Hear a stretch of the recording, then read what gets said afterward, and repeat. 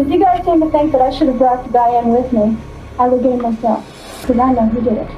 You do know who did Yes, I do. I damn sure do. it. You know him by name?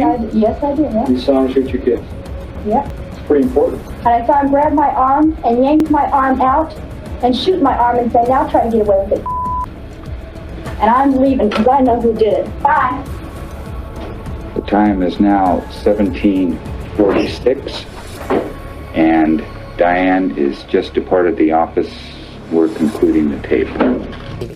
Na noite de 19 de maio de 1983, Diane Dawes entrou em uma sala de emergência em Springfield, Oregon. Seus 3 filhos, Christy, de 8 anos, Cherry, de 7 anos e Danny, de 3 anos, estavam cobertos de sangue no banco de trás do carro, e todos eles haviam sido baleados a queima-roupa.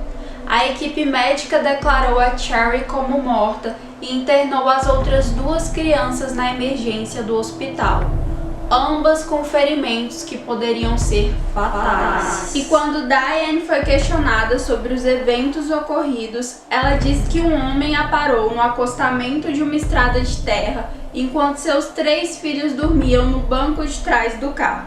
Ela disse que esse homem exigiu o carro dela e quando ela se recusou, ele atirou nos 3 filhos dela. De algum jeito ela conseguiu fugir, mas não sem antes levar um tiro no braço esquerdo.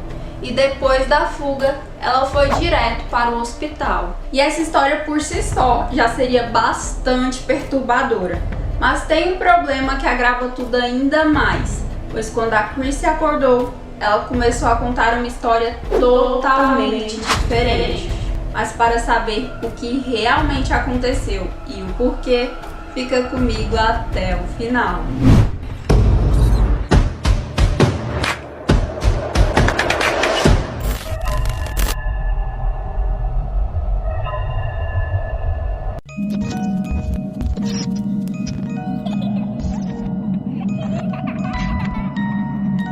Oi, Little Homes! Tudo bem com vocês, folks?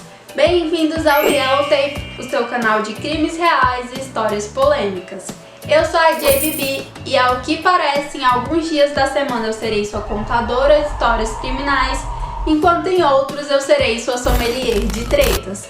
Toda semana eu vou trazer vídeos novos, então se vocês se interessam por esse tipo de conteúdo, eu peço que vocês se inscrevam no canal, porque isso vai me ajudar pra caramba. O caso de hoje envolve traições, conflitos e reviravoltas inimagináveis. Então, sem mais delongas, vamos ao caso. Diane Dawes nasceu em Phoenix, Arizona, Estados Unidos, em 7 de agosto de 1955. Ela era filha de Wesley Linden e Willa Danny Frederickson. Ao todo, ela tinha 3 irmãos mais novos e a infância da Diane foi bastante conservadora, com pais restritivos. Por um tempo, eles se mudaram várias e várias vezes devido ao trabalho do pai da Diane, mas quando ela tinha 11 anos, ele conseguiu um serviço no Correios e eles ficaram de maneira permanente em Phoenix. A Diane começou a estudar na Moon Valley High School e lá o seu comportamento mudou drasticamente. Ela foi de uma menina considerada calma e bem comportada para uma menina vista como rebelde. Pelo que se sabe, essas mudanças de comportamento ocorreram principalmente pela necessidade de aceitação que ela sentia, pois ela não gostava das restrições impostas pelos pais e achava que não estava recebendo amor e carinho suficientes. Então ela queria ser aceita pelas crianças populares da escola. Aos 14 anos ela adotou o nome Diane, que é como ela é conhecida até os dias de hoje, cortou os cabelos bem curtos e os descoloriu. E foi também nessa época que ela começou a sair com garotos, embora essa fosse uma das restrições dos pais. As pessoas diziam que ela saía com vários meninos diferentes e alguns até chamaram-na de louca por garotos. E em 1971, ela conheceu aquele que viria a ser seu marido, Steve Dawes. Contudo, ainda demoraria alguns anos para que esse casamento acontecesse, pois após o final do ensino médio, os dois se separaram pelas circunstâncias da vida. O Steve se juntou à Marinha e a Diane foi fazer faculdade na Pacific Coast Baptist Bible College em Orange, Califórnia. que era uma faculdade religiosa. Porém, a estadia dela nessa universidade só durou 1 ano, pois ela foi expulsa por comportamento promíscuo. E após essa expulsão, ela voltou para a casa dos seus pais no Arizona. A Diane odiou ter que voltar para a casa dos pais, pois ela os considerava caretas e cheios de regra.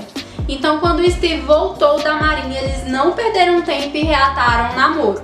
E uma curiosidade rápida sobre os dois. Eles tentaram namorar a longa distância nesse 1 ano que eles ficaram em locais diferentes e eles prometeram fidelidade um ao outro. Mas a Diane saiu e se relacionou com várias outras pessoas. Mas enfim, voltando ao reencontro, eles se diziam apaixonados e resolveram se casar. Mas como os pais da Diane eram contra o relacionamento dos dois, eles fugiram juntos. Eles se casaram em 13 de novembro de 1973 e o casamento estava longe do felizes para sempre. Os dois brigaram desde o princípio e, de acordo com testemunhas, eles brigavam o tempo inteiro e por qualquer coisa. O Steve nunca perdoou a Diane pelas traições nesse tempo que eles namoraram à distância e sempre que eles brigavam, ele jogava isso na cara dela. E quando a briga era muito intensa, a Diane voltava para a casa dos pais. Porém, engana-se quem pensou que eles pediriam o divórcio devido às discussões. E embora isso só tenha piorado, foi em meio a esse cenário caótico que eles tiveram a primeira filha, a Christy. Christy Ann nasceu em 1974 e 6 meses após o seu nascimento, a Diane se juntou à marinha e o Steve teve que tomar conta da Christy sozinho. Todavia, a estadia na marinha só durou 3 semanas porque a Diane não aguentou o treinamento e voltou para casa. E em 1976 nasceu Cherry Lynn, a segunda filha do casal. A vida financeira dos dois não era das melhores, inclusive esse era um dos motivos que gerava várias discussões. De modo que após o nascimento da Cherry, o Steve resolveu fazer uma vasectomia. E não muito depois da vasectomia, a Diane ficou grávida. O Steve ficou se perguntando como aquilo era possível, se ele havia feito a cirurgia, e tantas perguntas foram feitas que a Diane acabou admitindo que ela o havia traído. Infelizmente, a bebê, que foi nomeada Carrie pela mãe, não resistiu até o final da gravidez e o Steve acabou perdoando a Diane por conta das filhas. E tentando melhorar o relacionamento dos dois, eles se mudaram para Mesa, também no Arizona. Lá em Mesa, eles começaram a trabalhar na mesma companhia. Contudo, a Diane se empolgou um pouquinho demais com os novos colegas de trabalho, saindo com alguns deles e traindo Steve várias vezes. E foi de uma dessas traições que nasceu o Stephen Daniel, em 1979. O Steve obviamente não ficou nada feliz com isso, mas ele disse que realmente amava muito as filhas e resolveu ficar pelo bem delas e criar o Stephen como se ele fosse filho dele, mesmo que muito provavelmente ele não fosse, biologicamente falando. E a intenção era boa, mas não durou muito tempo, porque pouco tempo depois do nascimento do Stephen, os conflitos foram escalonando de tal forma que a situação ficou insustentável e eles se separaram. A Diane continuou saindo com vários homens diferentes, tanto aqueles que eram solteiros quanto aqueles que eram casados. E isso gerou certa instabilidade na vida das crianças, porque às vezes a Diane se mudava para a casa de alguns desses homens e essa mudança nunca durava muito tempo e eles tinham que se mudar de novo. E como agora ela era uma mãe solteira, as finanças que já não eram das melhores ficaram ainda piores. Então ela resolveu tentar ser uma barriga de aluguel, pois ela se considerava boa em ficar grávida e ter filhos. Inicialmente ela foi rejeitada por 2 agências porque ela não conseguia passar nos testes psicológicos. Inclusive, em uma dessas agências ela foi descrita como psicótica. Mas eventualmente ela passou em uma agência e deu à luz a uma menina que ela chamou de Jennifer. Embora muito provavelmente os pais dessa menina tenham mudado o nome dela depois. E após esses acontecimentos, ela começou a se relacionar com Robert Knickerbocker, um homem casado que trabalhava no mesmo local que ela. E em pouco tempo de romance, ela se dizia apaixonada e falava que Robert era o amor da vida dela. E como Robert estava morando sozinho, apesar de ser casado, ela tinha a esperança de que eles poderiam ficar juntos. Contudo, Robert não estava na mesma página, ele achava o relacionamento sufocante e ele não gostava de crianças e, por consequência, não gostava dos filhos da Diane. Então ele terminou o relacionamento com ela. A Diane ficou devastada e ela passou a ressentir dos próprios filhos, pois para ela era como se os filhos dela estivessem roubando a felicidade dela. E foi com esse tipo de mágoa que ela se mudou de volta para o Oregon, onde ela começou a trabalhar no Correios de lá.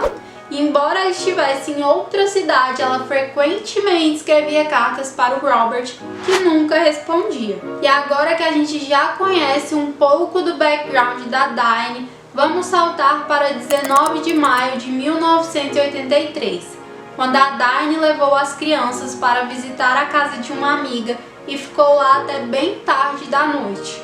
E quando a visita finalmente terminou, por volta das 21h30, ela resolveu pegar uma estrada nova, desconhecida por ela, que ficava em uma parte mais rural e deserta.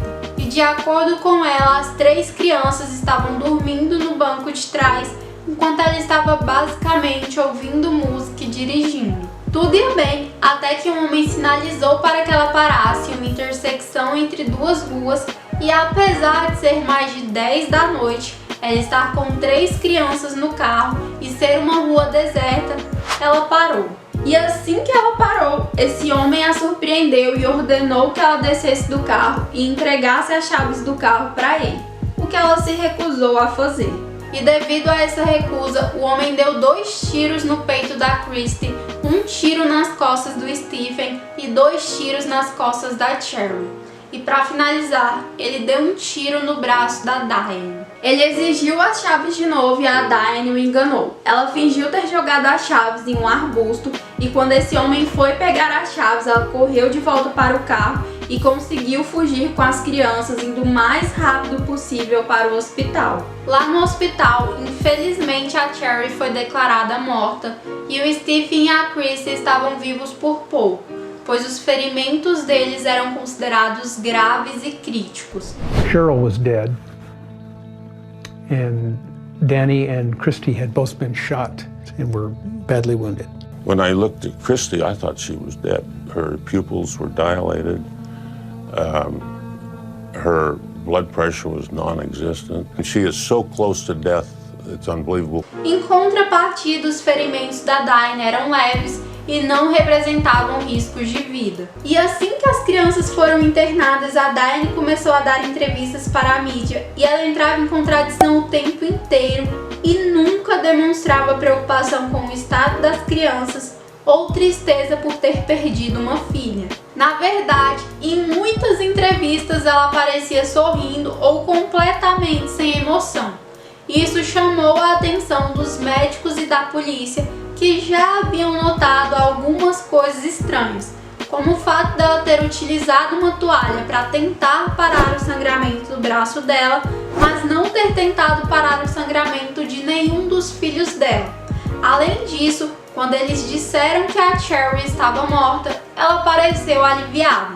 E quando eles contaram que o Stephen havia ficado paralisado, ela só pareceu surpresa porque ela achava que a bala havia atravessado o coração dele. Everybody says you sure were lucky. Well, I don't feel very lucky. I couldn't tie my damn shoes for about 2 months. It is very painful. It is still painful. The scar is going to be there forever. I'm going to remember that night for the rest of my life, whether I want to or not. I don't think I was very lucky. I think my kids were lucky. De acordo com a polícia, a Diane parecia mais preocupada com o fato do sangue das crianças estar sujando o carro novo dela do que com as crianças. Então a polícia sabia que algo definitivamente não estava certo. Then I sought out her mother, and to my complete surprise, Diane was non-emotional, not a tear in her eye. And then she says, "That really ruined my new car. I got blood all over the back of it." I've never seen a reaction like that at all. E conforme eles investigavam, as primeiras mentiras foram aparecendo. Primeiro de tudo, a Diane disse que havia dirigido feito uma louca, indo o mais rápido possível para o hospital. Mas quando os especialistas analisaram o carro dela, eles constataram que na verdade ela foi bem devagar, entre 8 e 11 km por hora. E uma testemunha que estava atrás dela no dia do ocorrido corroborou essa análise, dizendo que ela estava tão devagar que o irritou e ele acabou a ultrapassando. Ademais, a polícia constatou que não havia sangue da Diane dentro do carro, ou pólvoras nos vidros e portas do carro, o que não corroborava com a história de que esse homem misterioso havia atirado do lado de fora do carro. Inicialmente as pessoas ficaram muito comovidas com a história, mas quanto mais entrevistas a Diane dava, menos simpatia ela conseguia, porque nada do que ela falava fazia sentido, ela nunca expressava emoção, ela parecia se divertir nas entrevistas e na maioria das vezes ela se contradizia. Oprah, I can only give you my conclusion as to what I think might have happened, because I don't know. I didn't take the time to ask him how or why. But when he... A coisa estava tão estranha que a polícia pediu para ela reencenar a noite do acontecimento. E a reação dela chocou todo mundo. Porque se ela parecia estar se divertindo nas entrevistas, ela parecia em êxtase ao reencenar aquela que deveria ter sido a pior noite da vida dela. To do a videotape reenactment. Sitting in the car is Elizabeth Diane Downs. Like that. I got in the car, jumped in, put the keys in. I just hit my cast. Started the car and left. The car door shut itself. Gosh. Outra coisa que chamou a atenção dos policiais foi que assim que a Diane chegou ao hospital, ela ligou para o Robert, não para o Steve, pai das meninas, nem para o pai biológico do Stephen, para um homem que não tinha ligação direta com nenhum deles. Então é claro que os policiais quiseram saber mais sobre ele. Eles voaram até onde o Robert estava e tiveram uma conversa bastante reveladora. O Robert disse que a Diane era possessiva, beirando a loucura, e que ela havia implicado que poderia tirar a vida da esposa dele para que eles ficassem juntos. E que ele ficou feliz quando ela foi embora, porque isso possibilitou que ele fizesse as pazes com a esposa e que agora eles estavam bem e vivendo juntos e que ele não queria mais nada com a Diane. Contudo, a coisa mais reveladora que ele disse foi que a Diane possuía uma arma de mão calibre 22, algo que contradizia tudo o que ela havia dito no interrogatório, pois ela havia falado que não possuía nenhuma arma. E só para deixar claro, a arma que acertou as crianças era uma calibre 22. Então é claro que os policiais ficaram mais que interessados em saber sobre isso. De volta ao Oregon, eles falaram com a Diane de novo, fizeram uma busca, mas não conseguiram encontrar nenhuma arma. Porém, eles encontraram alguns diários escritos pela Diane e esses diários revelaram a real obsessão que ela tinha pelo Robert.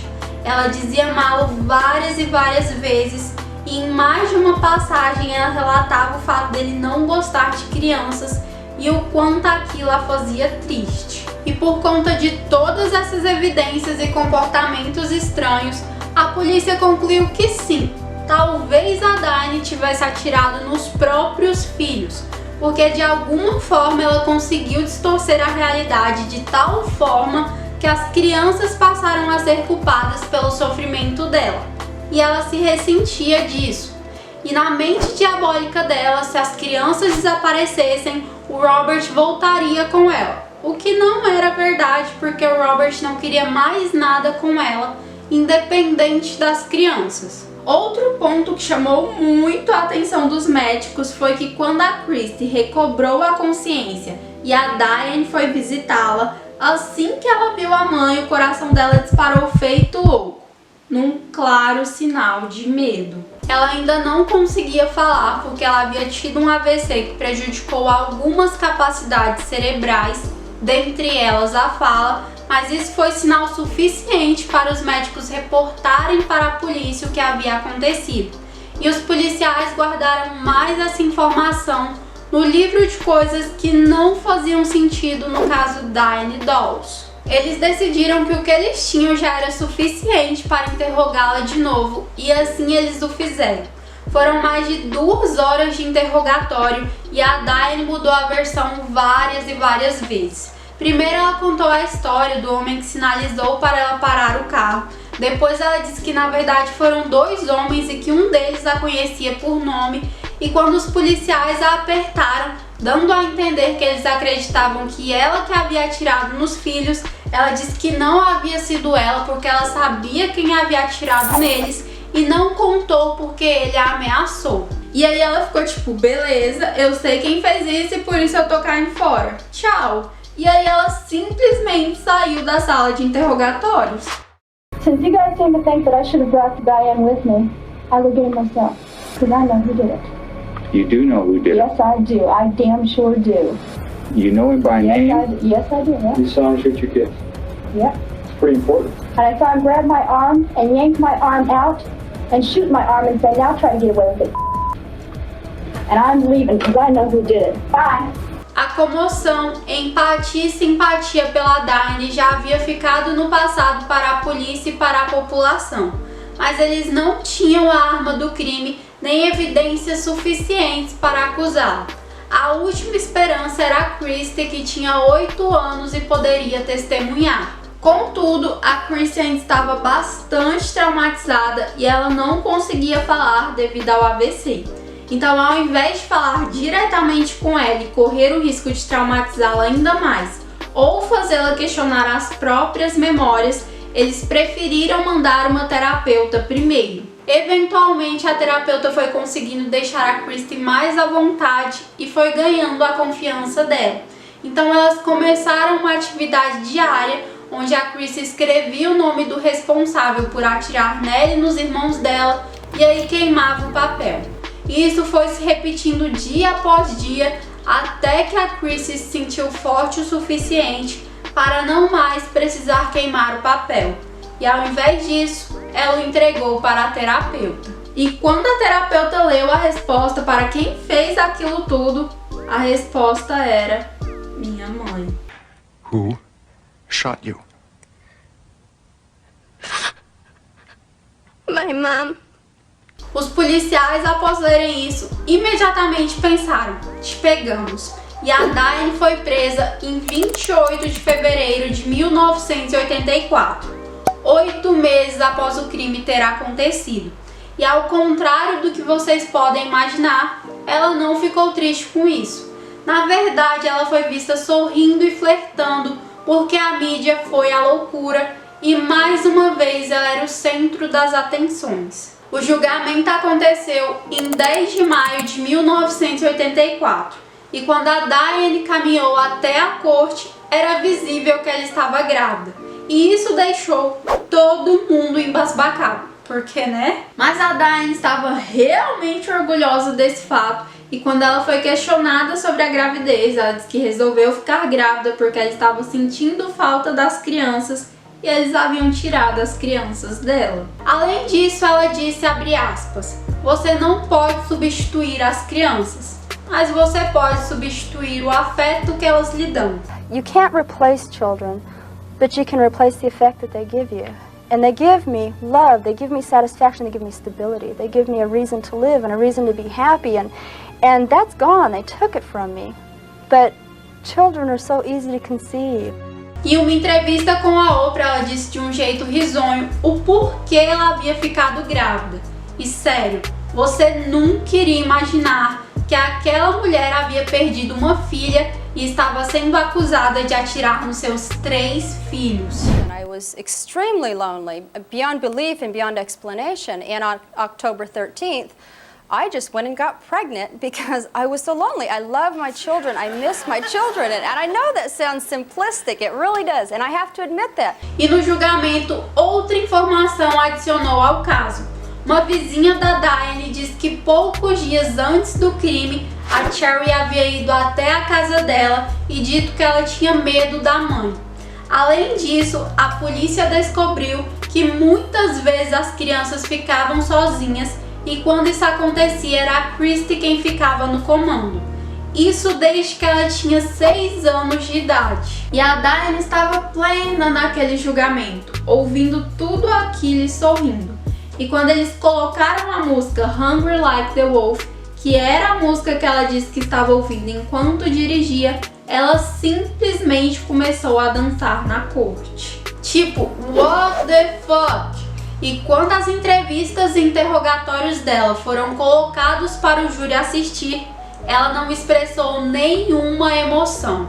E aí entrou uma das partes mais esclarecedoras e mais difíceis: a encenação de como os tiros foram dados.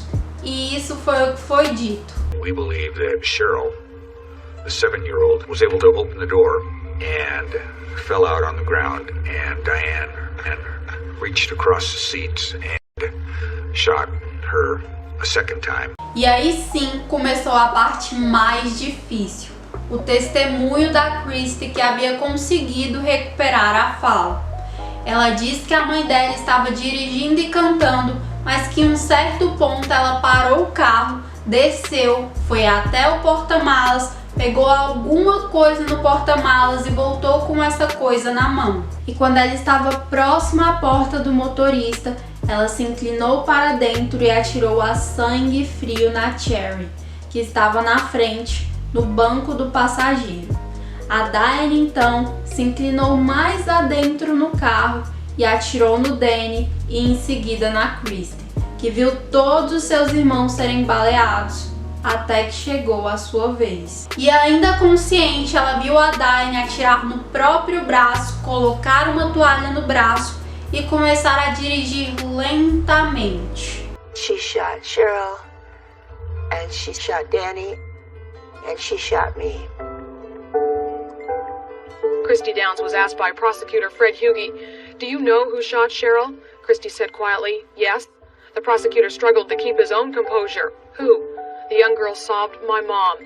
Hughey asked, "How do you know that, Christy?" She said, sobbing, "I watched." Quando chegou a vez da Diane depor, ela negou tudo, mas ao mesmo tempo ela dizia que seu comportamento era culpa dos vários casos que ela teve, por conta de sua obsessão pelo Robert e por conta do abuso que ela sofreu do pai durante a infância. De acordo com ela, seu pai Weasley abusou dela durante a infância, o que a deixou com marcas psicológicas irreparáveis e com o que os americanos chamam de daddy issues, que são comportamentos gerados devido a um relacionamento ruim com o pai ou a ausência desse relacionamento. E no caso da Diane, esses abusos e restrições do pai levaram a uma necessidade quase compulsiva e patológica de agradar outros homens para se sentir amada e aceita.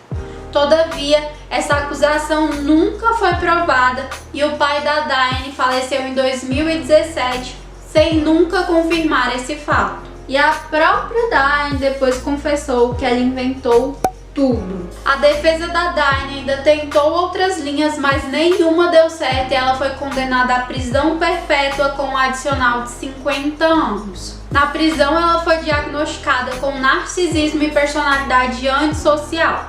E 10 dias antes de ser oficialmente condenada, ela deu à luz a uma bebê que ela chamou de Amy Elizabeth. A Amy foi entregue a outra família que a chamou de Rebecca Babcock, mais conhecida como Beck. 3 anos depois de sua sentença, a Diane conseguiu escapar da prisão no Oregon, onde ela estava detida. Ela escalou o muro e simplesmente fugiu.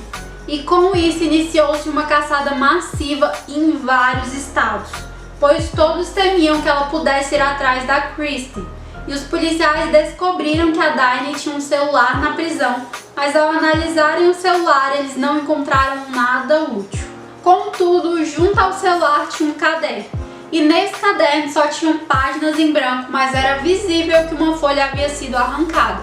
Então os policiais utilizaram aquela técnica de passar o lápis e escrever na página para ver o que tinha na página anterior e descobriram o desenho de um endereço que ficava a poucos quarteirões da prisão. 11 dias após essa fuga, a Diane foi encontrada nessa casa junto com o marido de uma de suas colegas de cela. E devido à fuga, 5 anos foram adicionados à sua pena e ela foi transferida para uma prisão de segurança máxima, onde ela se encontra até hoje. vários pedidos de liberdade condicional foram solicitados e todos foram negados. Como eu falei pra vocês, a Beck foi adotada por uma boa família, mas quando ela atingiu o início da adolescência, ela quis muito saber quem era a mãe biológica dela. Então ela conseguiu enganar a babá e ter o nome revelado. E quando ela pesquisou sobre a mãe dela, ela chegou a um livro que contava toda a história. E isso a traumatizou de tal modo que ela resolveu esquecer tudo. Todavia, anos depois, ao assistir um documentário sobre a Diane na casa do namorado dela, algo se rompeu dentro dela, pois ela tinha medo de se tornar uma pessoa parecida com a mãe biológica. Ela começou a usar drogas, largou a escola e fugiu da casa dos pais. Aos 16 anos ela ficou grávida e o estado tirou o bebê dela. Aos 21 ela ficou grávida de novo e resolveu dar o bebê para a adoção. Ela começou a escrever para a Diane, mas a Diane começou a ficar paranoica e a acusá-la. Então ela parou com as cartas e resolveu tentar dar um jeito na própria vida. Ela largou as drogas, voltou para a escola, fez faculdade de psicologia e se especializou em comportamento humano. E hoje ela é mãe de um garoto saudável chamado Chris. Quanto a Chris e ao Stephen, os pais biológicos de ambos foram considerados inaptos para cuidarem deles após tudo o que tinha acontecido. E eles acabaram sendo adotados por Fred Hugh, que foi o procurador do caso, e por sua esposa Joanne, em 1984. E apesar da Chris ter ficado com sequelas na fala e o Stephen ter ficado paraplégico, eles vivem uma vida feliz. É isso, Little Homes, eu espero que vocês tenham gostado. Até hoje a Diane continua afirmando sua inocência e há alguns anos atrás ela deu uma entrevista falando que a Chris havia admitido para um colega que a polícia a pressionou a dizer que havia sido a mãe dela, mas que não havia sido. Bom, eu verdadeiramente acredito que tenha sido a Diane, mas deixem nos comentários o que vocês acham disso. Não esqueçam de se